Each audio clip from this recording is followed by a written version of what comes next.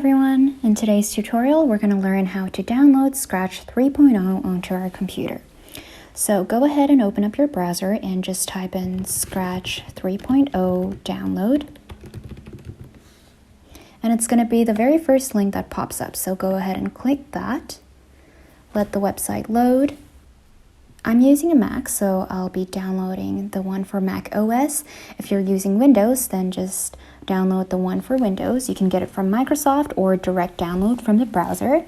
I'm going to download from the Apple Store like it says, so I'll go ahead and go to the Apple Store and just type in Scratch. It's going to be the very first one that pops up, so just click Open.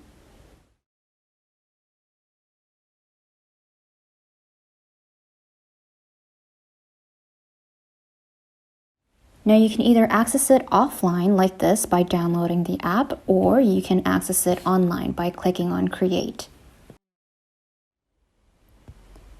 So this is how it looks like when it loads. So it looks exactly the same as the offline version. The only difference is that you will need Wi-Fi or data connection in order to access it. And when you save a project file, when you click on File and Save to your computer, it gets directly downloaded to the download folder that you have. So it doesn't give me the option to save it to a specific place.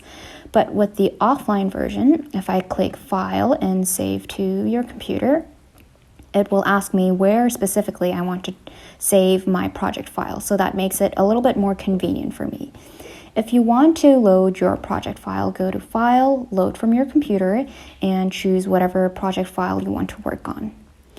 So that is it for this tutorial. We learned how to download Scratch 3.0 onto our laptop and also access it online.